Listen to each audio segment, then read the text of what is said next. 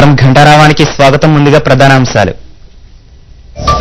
తెలంగాణపై వెనక్కి తగ్గితే ప్రళయమేనని కేసీఆర్ పునరుద్ఘాటన.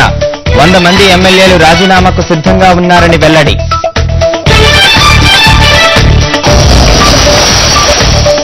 రాష్ట్రాన్ని విభజించారన్న భరోసా రాకుంటే మళ్లీ దీక్ష.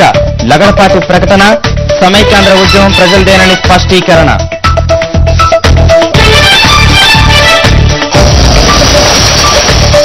నిలకడగా దేవినేని ఉమా ఆరోగ్యం.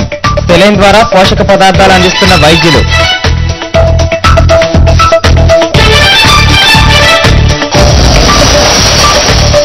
ప్రత్యేక రాష్ట్రానికి కట్టుబడి ఉన్నామన్న తెలంగాణ తెలుగుదేశం పార్టీ నేతలు. పార్టీ విధానాన్ని గ్రామ స్థాయిలో ప్రచారం చేయాలని నిర్ణయం.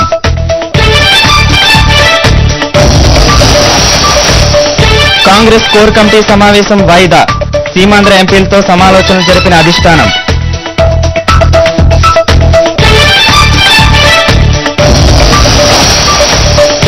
మనోజ్ కుమార్ షూటింగ్ స్పాట్ పై దాడిని ఖండించిన మోహన్ బాబు. సత్యాగ్రహం చేసేందుకు సిద్ధమని ప్రకటన.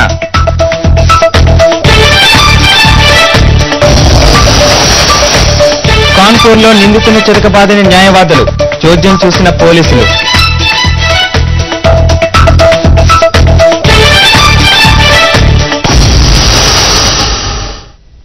తెలంగాణ ఏర్పాటు విషయంలో కేంద్ర ప్రభుత్వం ఏమాత్రం జాప్యం చూపినా అణు విస్ఫోటం వస్తుందని తెరాస అధినేత చంద్రశేఖరరావు అన్నారు.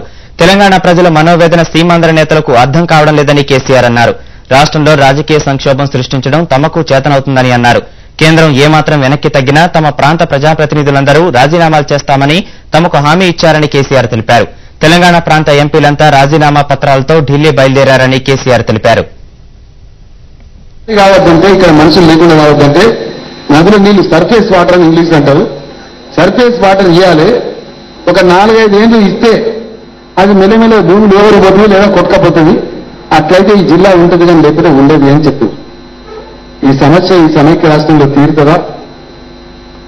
వంగిన నల్గొండ నడుములు చక్కగా అయితాయా?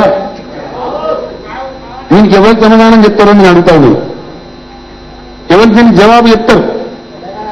దీన్ని అనేక సందర్భాలలో అసెంబ్లీలో కొట్లాడినాం, నల్లగొండలో కొట్లాడినాం, ప్రదర్శన చేసినాం. చివరికి విజయభాస్కర్ రెడ్డి అక్కంపల్లి రిజర్వాయర్ శంకుస్థాపన చేయబోతే చెప్పులేసింది ప్రజలక్కడ. మొదలు మా బతికేందో చెప్పు హైదరాబాద్ వచ్చేపోతాం వీళ్ళని చెప్పి చెప్పులతో కొత్త చెప్పుల వర్షం కురిపించారు ముఖ్యమంత్రుల మీద. ఇది ఒక భాగాన్ని ఎదురవుతుంది. ఏమైపోయింది? నా వరంగల్ అజంజాయి ముందు ఎన్ని కథలు చెప్తారు. అది ఉంటే ఇవాళ 10 మంది కంజెక్ట్ బుక్ అన్నింది. ఇలా కాదు గడ్డల్లాగా దాన్ని అమ్ముకొని తింటున్నారు. అర్రాజేస్తాను, ఏలం పెడతాను, 2 పెడతాను, కూడా అంటాడు, బుడ అంటాడు. అంటే ఇవే డ్రామాలు తప్ప ప్రజల ఆస్తి ప్రజల కోసం ఉన్నటువంటిది. అన్ని పోయిన ఎగ్జామ్స్ గారికి పోయింది, అదేవిధంగా వీళ్ళు పోయింది. ఇంకా మొత్తం మనకు అన్నం ఉందా మన కళలు ఆశలు మన భక్తులు కరిగిపోయింది. ఢిల్లీలో ఈ సాయంత్రం జరగాల్సిన కోర్ కమిటీ భేటీ వాయిదా పడింది. సీమాంధ్ర ఎంపీలతో వీరప్ప మొయిలీ భేటీ అయ్యారు. నిన్నటి కోర్ కమిటీ చర్చల సారాంశాన్ని వివరించినట్లు సమాచారం. తెలంగాణ ఎంపీలకు ఢిల్లీ నుంచి పిలుపు వచ్చింది. తెలంగాణపై చేసిన ప్రకటనకు వివరణ ప్రకటనను ఈ రాత్రిలోగా కేంద్రం విడుదల చేసే అవకాశం ఉంది. మోహన్ బాబు కుమారుడు మంచు మనోజ్ కు తెరాస కార్యకర్తలకు మధ్య వివాదం చోటు చేసుకుంది. షేక్ బషీరాబాద్ లోని క్వాంటమ్ పార్కులో లక్ష్మీ ప్రసన్న పిక్చర్స్ బ్యానర్ పై సినిమా షూటింగ్ జరుగుతోంది. మోహన్ బాబు కుమారులు మనోజ్, విష్ణువర్ధన్ బాబు కూతుళ్లు లక్ష్మీ ప్రసన్న షూటింగ్ కోసం వచ్చారు. ఇందుకోసం ఆరు బయట సెట్టింగ్ వేసుకోగా టీఆర్ఎస్ నేతలు కార్యకర్తలు షూటింగ్ ను అడ్డుకున్నారు. దీంతో కొద్దిసేపు ఆ ప్రాంతంలో ఉద్రిక్త పరిస్థితి నెలకొంది. అక్కడి నుంచి వెళ్లిపోతున్న విష్ణువర్ధన్ బాబును అడ్డుకుని కారును చుట్టుముట్టారు. ఉద్రిక్త పరిస్థితుల మధ్య పోలీసులు విష్ణువర్ధన్ ను అరెస్టు చేసి తీసుకెళ్లారు. చాలాసేపు అక్కడి గదిలో ఉన్న మనోజ్, లక్ష్మీ ప్రసన్న ఆ తర్వాత అక్కడి నుంచి వెళ్లిపోయారు.